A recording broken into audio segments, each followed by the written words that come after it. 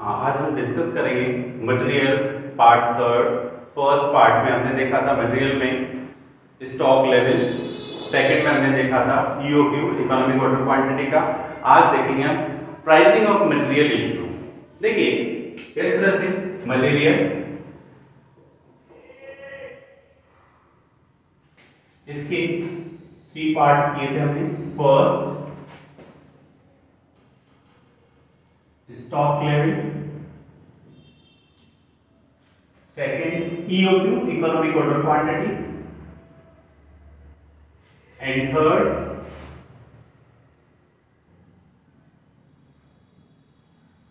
pricing of material issue। and pricing of material issue, देखिए इसमें problem आती है हमें क्योंकि गोडाउन के अंदर माल अलग अलग रेट का हमारे पास आता है। हर एक जगह से हम माल परचेज करते हैं। आज मैंने जिस डेट पे मटेरियल परचेज किया, प्राइस रेट बढ़ गई, उसकी वजह से प्राइस कम हो गई, उसकी वजह से नई रेट का माल आएगा। तो ऐसी कंडीशन में से स्टॉक में कैसे इशू किया जाए, तो इसके लिए अलग अलग बिजनेस में अलग अलग मेथड यूज किए जाते हैं। देखिए कौन कौन से मेथड है। फर्स्ट इन फर्स्ट आउट, यानी FIFO method.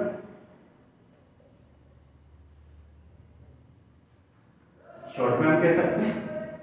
Second last in first out, यानी लीफो मेथड। नेक्स्ट है हमारे पास third simple average method.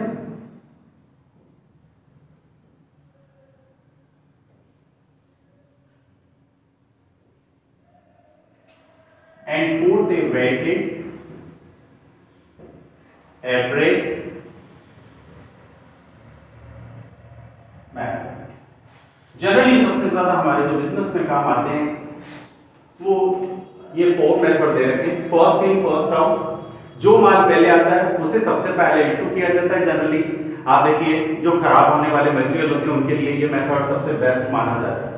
Vegetable ले लीजिए, आप फ्रूट ले लीजिए एक्सेट्रा। घर में भी देखा होगा किराने का जो सामान लेती है मदर, आपसे जब सामान मंगवाती है तो देखना आप पुराना मटेरियल जो पड़ा रहता है कंटेनर में से निकालकर उसकी जगह क्या करती हैं, जो नया मटेरियल है उसको भर देती है और उसके ऊपर कौन सा डाल देती हैं, आपका पुराना वाला मटेरियल, ताकि ये सबसे पहले निकल जाए। फर्स्ट इन फर्स्ट आउट खराब होने की प्रकृति का होता है तो उनमें ये ज्यादातर। लास्ट इन फर्स्ट आउट, ये ऐसे बिजनेस में जनरली यूज किया जाता है जहां के अंदर, जहां पर खराब होने की प्रकृति का नहीं होता और जितना पुराना होता जाएगा उतना ही बेस्ट होगा। जैसे वाइन ले लीजिए आप, राइस ले लीजिए, राइस जितने ज्यादा पुराने होंगे उतना बढ़िया। आयरन थोड़ा जंग वगैरह लग जाता है तो उसकी वजह से भी थोड़ा वेट बढ़ जाता है, तो प्रॉफिट देता है बिजनेस को इस तरह से। तो देखिए इनसे रिलेटेड अब बात आती है कि इनके लिए क्या हो सकता है, प्राइस की क्या रह सकती है। तो देखते हैं इसके लिए एक एग्जांपल हम पुटअप करते हैं, एक एग्जांपल रखते हैं और फिर उसके बाद इसको स्टार्ट करते हैं इससे रिलेटेड क्या हो सकता है। तो देखिए एग्जांपल डालते हैं। फर्स्ट अप्रैल 2020 को या 19 opening balance 2000 units at the rate of ₹10 each, and issue 500 unit at the rate 500 unit। इसकी प्राइस नहीं देगी, प्राइस हमें लेना है फीफो लिफो मेथड के according. Second purchase 400 unit at the rate of ₹12 each, and issue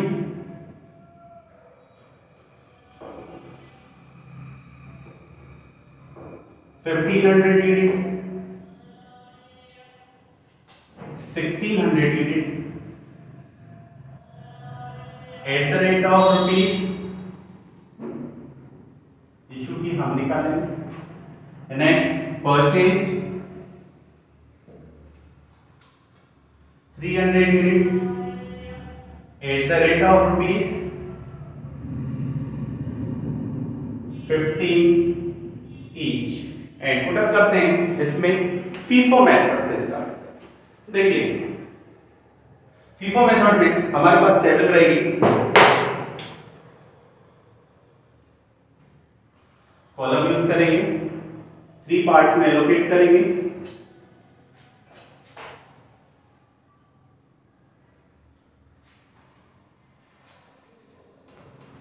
FIFO method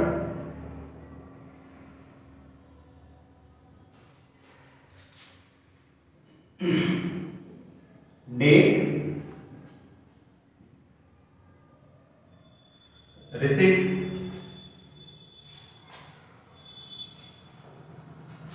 issue and balance and हर part के 3 parts हो।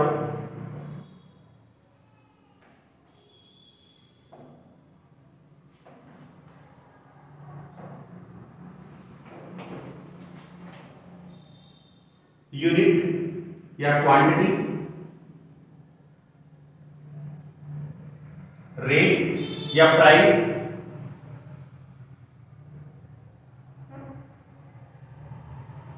And amount. Unit, rate, amount.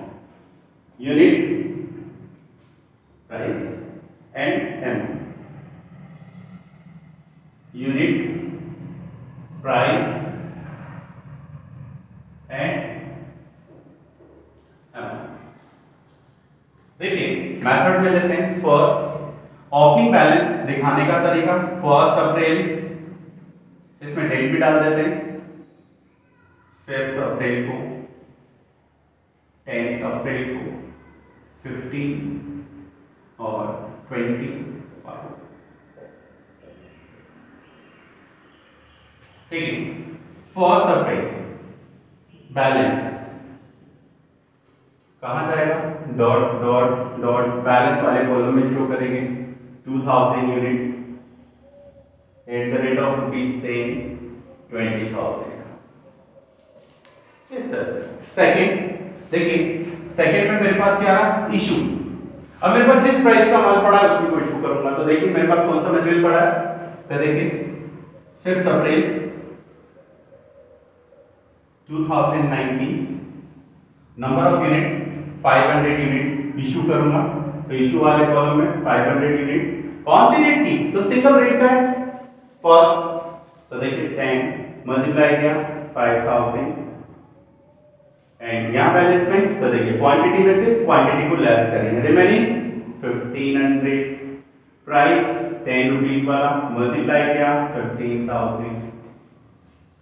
Next 5th के बाद 10th अप्रैल को 2019 एंड परचेज किया है, purchase किया तो परचेज वाले कॉलम रिसीट्स। ठीक है, तो देखिए रिसीट वाले कॉलम में दे रखा है 400 unit at the rate of rupees 12,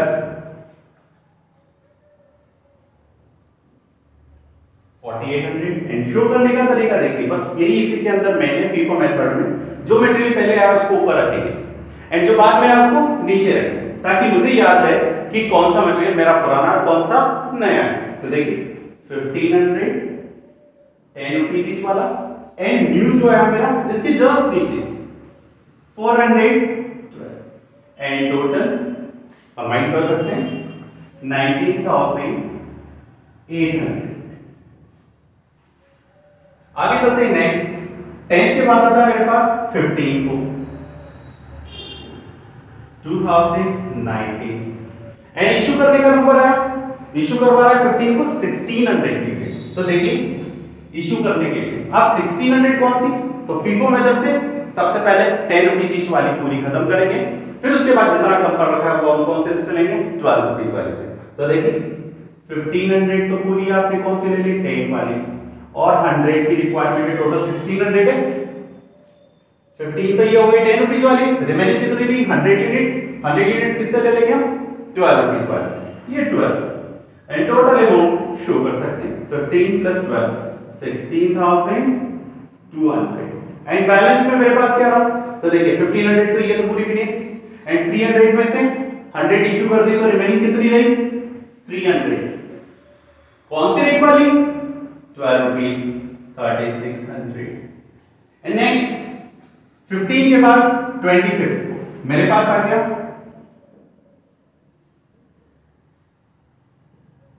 new purchase कितनी यूनिट, तो देखिए हमारे पास है न्यू परचेज किया आपने 300 यूनिट्स तो 300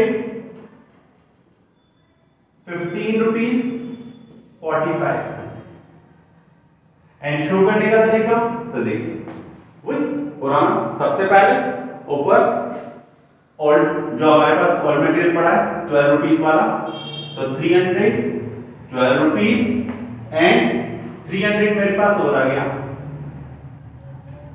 15 रुपीस एंड टोटल कर देंगे 3600 प्लस 45 टोटल हो गया मेरे पास कितना 8100। अब क्वेश्चन में आपसे दो तरह से पूछ सकता है, कहता है कि क्लोजिंग बैलेंस पर आपकी अमाउंट कितनी है, तो नंबर ऑफ यूनिट को शो करेंगे कि भाई 300 यूनिट पड़ी हुई है मेरे पास कौन सी वाली 12 रुपीस वाली और 300 मेरे पास कौन सी पड़ी है 15 वाली है, टोटल मेरे पास 8100 का मटेरियल। कभी हमसे पूछ सकता है कि 15 अप्रैल 2019 को इशू किया उसकी अमाउंट कितनी है, तो हम उससे निकाल सकते हैं 1600 यूनिट इशू की थी 10 वाली और 12 वाली, तो टोटल अमाउंट कितनी है 1600। ये हमारा FIFO मेथड है। नेक्स्ट हमारा LIFO मेथड। LIFO method